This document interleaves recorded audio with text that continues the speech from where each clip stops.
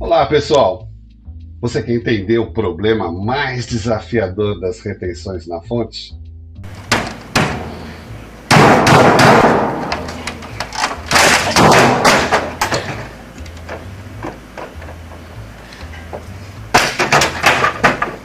Nesse vídeo, eu e a Gisleise Nogueira vamos te explicar dicas super importantes sobre cada retenção na fonte dos impostos. E olha, sem perder tempo, eu já vou falando para você sobre o ISS-QN. ISS-QN, não sabe o que é? ISS, Imposto sobre Serviços. QN, qualquer natureza, qualquer tipo de serviço. QN. ST, tem uma dica? Tem um palpite? Olha só, substituição tributária. Como? É isso mesmo, a dica principal, existe substituição tributária do ISS. E a segunda dica, hein? O responsável pela retenção desse ISS é o substituto na operação. E o substituto nesta operação de prestação de serviço, quando o prestador é de fora do município, é você, tomador. Você é o responsável pela retenção. Terrível, né? Cuidado, hein? E não esqueça, quando você retém esse ISS, não esquece de abater na duplicata. Você vai pagar no banco. Tem que estar descontada.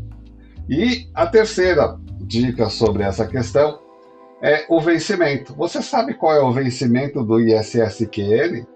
Olhe o seu município, mas, em regra geral, ele vence junto com a duplicata. Então você faturou para o seu prestador 15 dias após o vencimento, 20 dias, enfim, após o mês, né? O mês subsequente. É nessa data que você vai pagar o prestador, é nessa data que você paga o ISS, para não ter que pagar o imposto antes de pagar o prestador. Essa é a regra em linhas gerais. Pode ser que seu município tenha diferença, então tem que tomar cuidado, são 5.700 municípios, ok? E um detalhe importante, uma quarta regrinha para você de lambuja. Alguns municípios estabeleceram o CEPOM. É um cadastro que o prestador de outro município realiza no município onde ele vai prestar o serviço, para provar que ele tem um estabelecimento, que ele existe de direito, de fato e de direito, que tem uma inscrição oficial, pedem até foto do escritório onde ele está localizado. O Supremo decidiu que isso é irregular, que não é constitucional, mas os municípios ainda mantêm essa exigência, tá? Não dá nem para comentar essas coisas. Então, fique atento aí no seu município, porque se existir e o prestador reclamar, fala para ele, tem que fazer o cadastro lá na prefeitura, aí eu estou livre de reter da sua nota fiscal. Legal? Então essas são as dicas principais, depois a gente fala mais sobre isso. E você, Gisleis? Que regras interessantes, dicas importantes você tem aí sobre o INSS? Jorge, o INSS retido, muitas vezes desprezado pelas empresas, tem um papel muito importante.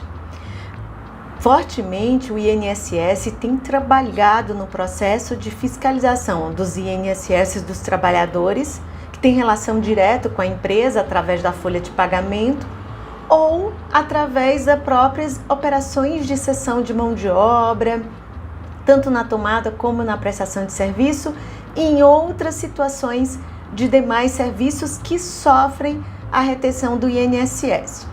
Um dos pontos de atenção que eu sempre chamo nunca se confie no que o seu fornecedor está orientando em relação à retenção. Confira a legislação vigente, se efetivamente aquele serviço tem retenção ou não. Lembrando que na legislação, na 971, já prevê o destaque dessa informação na nota fiscal, mas a gente sabe que muitas vezes as empresas não realizam.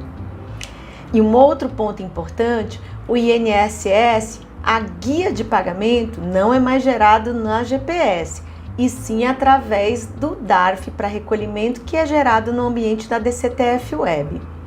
Esse novo ambiente da DCTF Web traz ainda a vantagem de utilização desses créditos relacionados à INSS serem compensados com qualquer tributo federal. Olha que interessante, DCTF Web integrado com Perdicomp Web. Então o INSS traz sim pontos importantes retidos e que devem ser observados pelas empresas que estão sendo fiscalizadas pelo INSS no momento. E sobre o PIS e o COFINS, Jorge, você também tem dicas? Bom, Gislaise, INSS é um tema instigante, é um tema que provoca muita discussão, principalmente quando você entra na seara da cessão de mão de obra, tem muita polêmica, desoneração da folha, enfim, muita discussão interessante sobre o tema. Em relação a PIS/COFINS, infelizmente, a tratativa da Receita Federal é completamente diferente. Ela entende que a empresa precisa constituir o crédito lá no período que aquela nota foi emitida. Então, a empresa tem que ir lá, abrir a obrigação, ou melhor, retificar a FD Contribuições, escriturando e lançando aquele crédito. Recentemente, até o CARF se manifestou dando ganho de causa ao contribuinte da Baxter, dizendo que ele teria direito a apropriar um crédito passado lá na DACOM no período corrente, mas é uma posição do CARF. As empresas, eu consultei vários jurídicos de empresas, elas não querem seguir essa linha, até para evitar uma contenda e demorar a liberação desse crédito, porque vai ter que ser judicializado, vai lá no CARF e vai demorar muito, né? Elas têm uma certa premência na apropriação desse crédito. E vale lembrar que se a nota já é extemporânea, ela não tem só PIS/COFINS, tem outros impostos envolvidos, né? Por exemplo, dependendo do tipo de serviço.